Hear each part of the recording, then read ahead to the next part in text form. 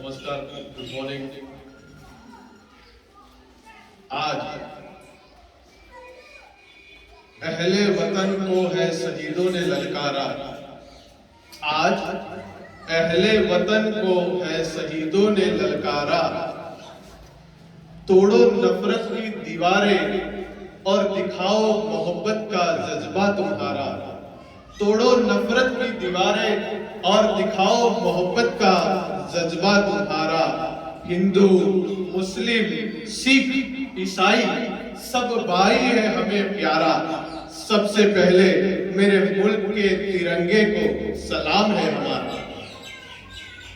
आज के इस दिन यानी 26वीं जनवरी का दिन यानी हमारा गणतंत्र दिन, और ये दिन के ऊपर आज के प्रोग्राम में शामिल होने वाले सबसे पहले मैं एमएस हाई स्कूल के ट्रस्टी और प्रिंसिपल साहब, स्कूल के शिक्षक शिक्षिका मित्र और उनके साथ ही आज के प्रोग्राम के अंदर दिलो जान से मेहनत करने वाले और बच्चों की मोहब्बत में खींचे आने वाले Rashid Ahmed education and charitable trust के प्रमुख कारी आसिफ साहब, उन्हीं के साथ बोरियावी गांव से आए हुए रामेश्वरी चैरिटेबल ट्रस्ट के प्रमुख रजत भाई भोई और दीगर उलमाए किराम, साथी हजरात और प्यारे प्यारे बच्चे, आप सभी को मैं 26वीं जनवरी हमारे गणतंत्र दिन की खूब खूब बधाई देता हूं और आप सभी का मैं दिल से इस्तेकबाल करता हूं।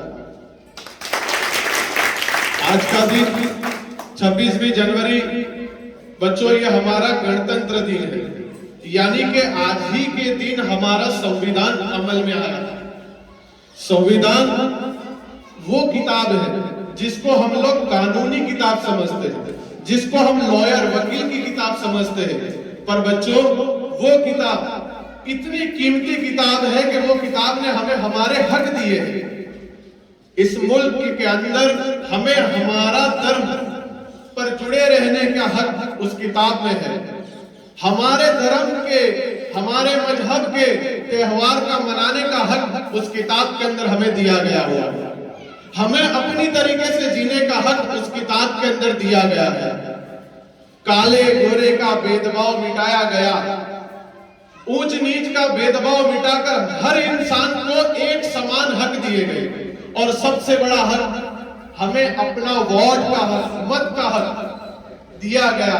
वो सारी बातें एक साथ इकट्ठा कर तैयार कर जो किताब तैयार की गई उसे हम संविधान कहते हैं, और वो संविधान वाली किताब आज ही के दिन यानी कि 26 जनवरी 1950 को इस मुल्क के अंदर अमल में आई।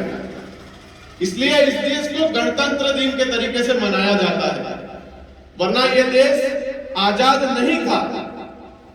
हमारा मुल्क आजाद हुआ सन 1947 15 अगस्त को आजाद हुआ, वरना ये मुल्क कई 200 साल से अंग्रेजों का, ब्रिटिशों का गुलाम था।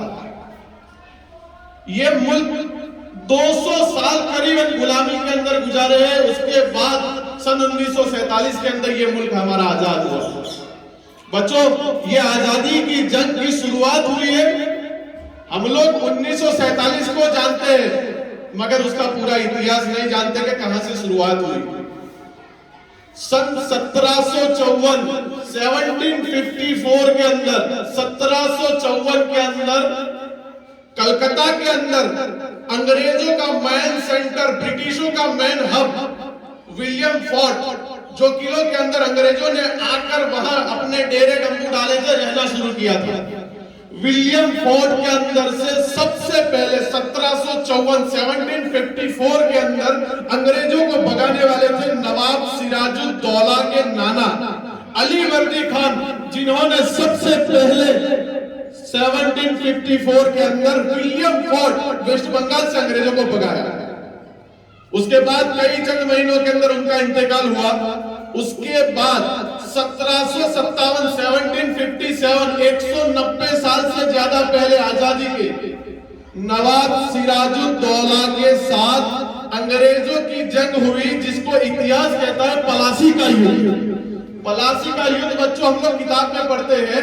वो पलासी का युद्ध 1757 के अंदर नवाब सिराजुद्दौला की टीम के साथ अंग्रेजों के साथ हुआ, जिसमें किसी अपनों की गद्दारी की वजह से नवाब सिराजुद्दौला की शहादत हुई। और उसी जंग के अंदर अंग्रेजों के सामने हमारी पहली शिकस्त हुई, बड़ी दुख की बात है।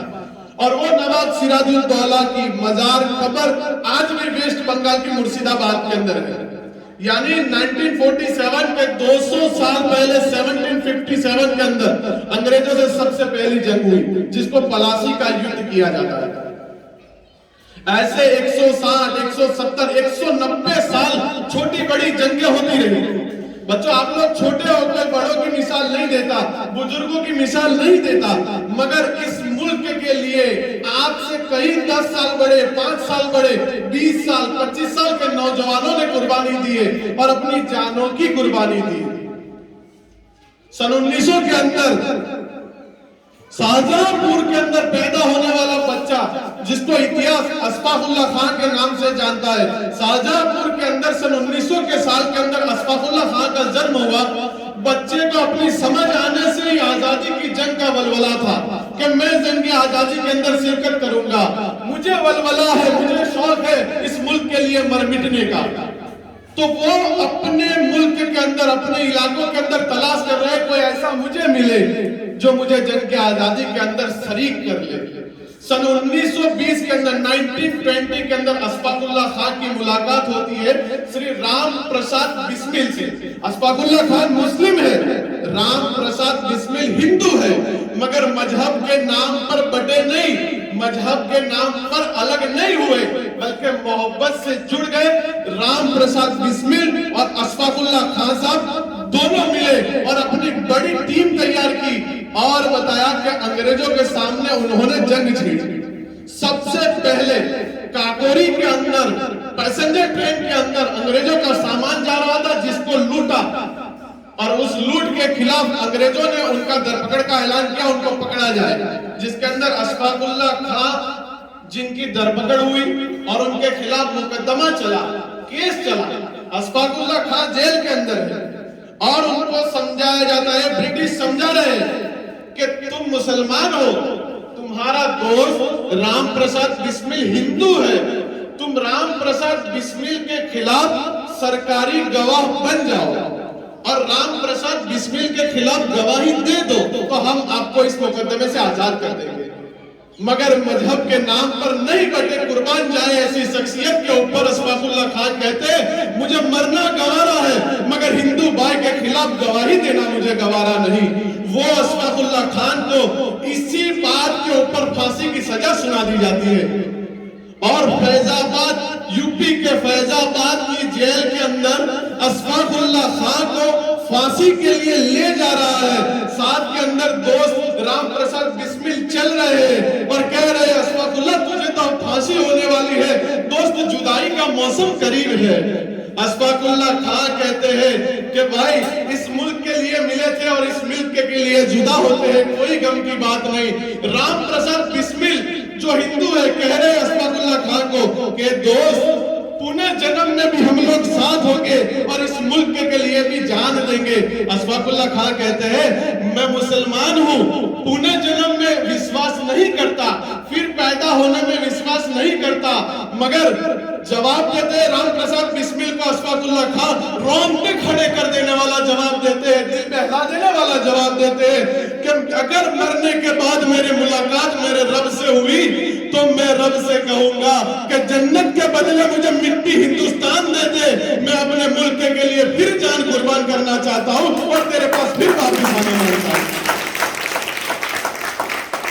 राम प्रसाद बिस्मिल अपनी बड़ी आंखों से अपने दोस्त को रुखसत कर रहे हैं। अंग्रेज ब्रिटिश पूरा मामला देख रहे हैं।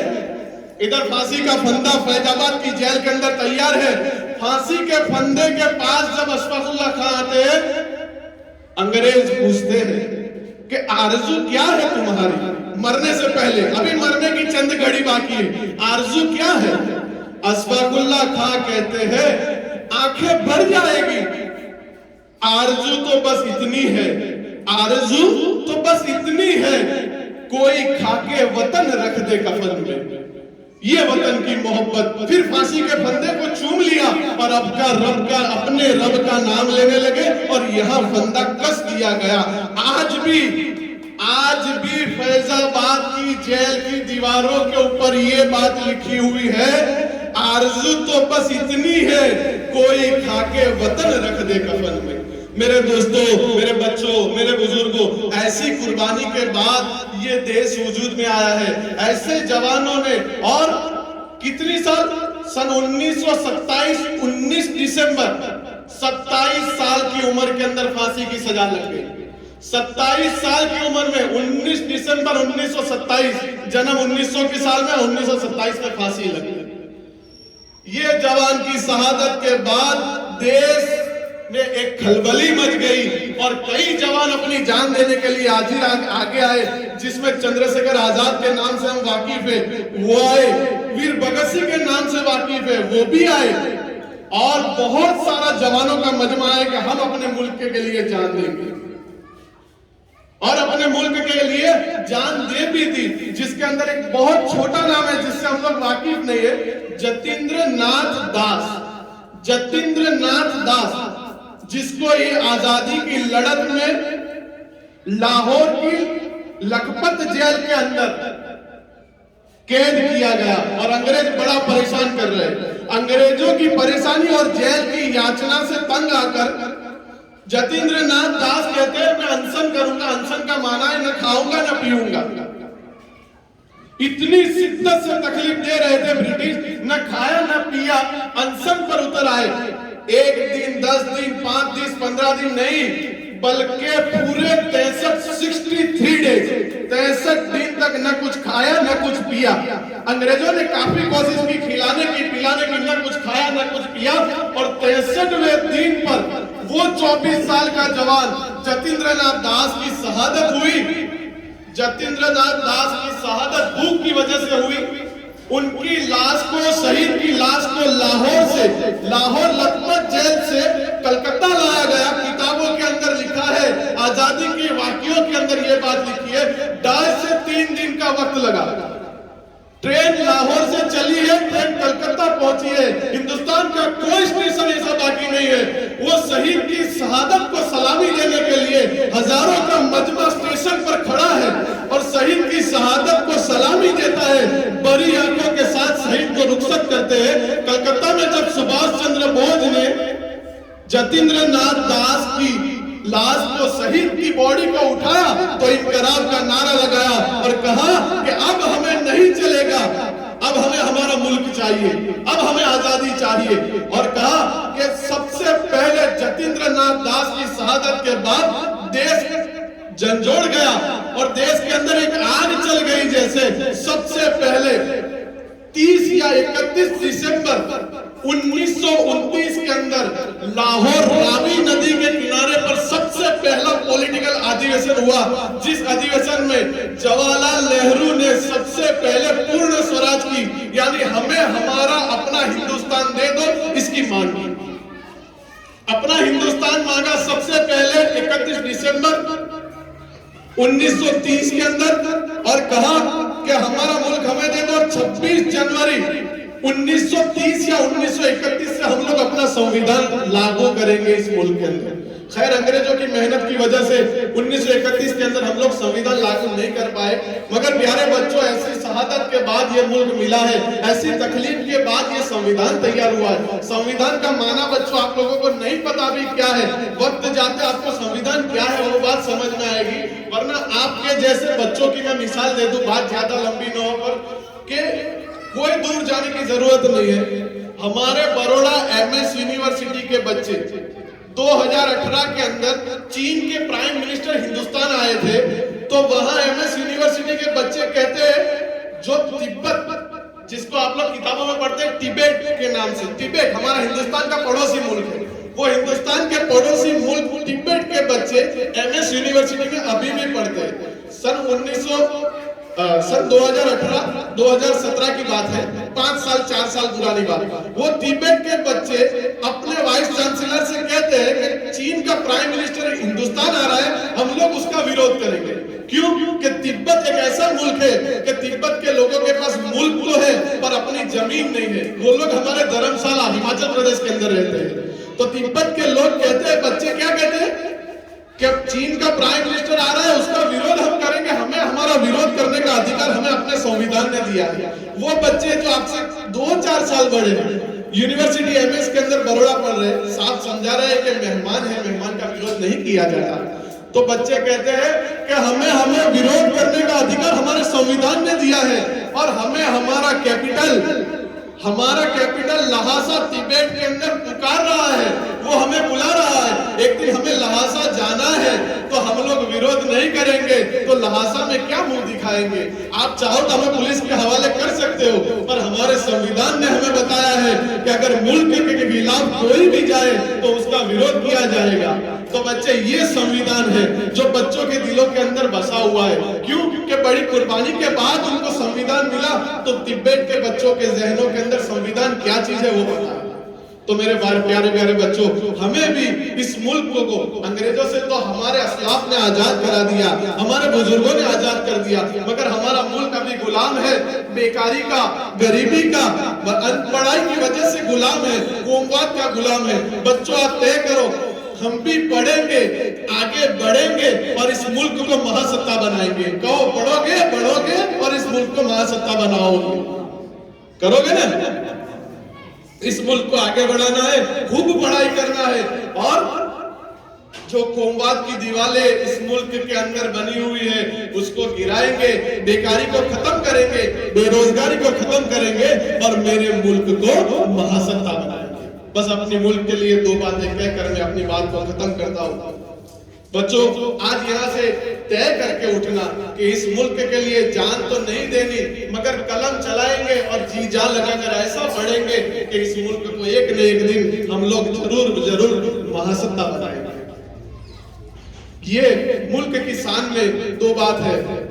जाते हैं मुल्कों में तो हम तिरंगे को अपनी शान कहते हैं। जाते हैं मुल्कों में तो तिरंगे को हम अपनी शान कहते हैं। करते हैं सजदा, चूमते हैं मिट्टी, तो इस मुल्क को हम अपनी जान कहते हैं। करते हैं सजदा, चूमते हैं मिट्टी, तो हम अपने इस मुल्क को अपनी जान कहते हैं।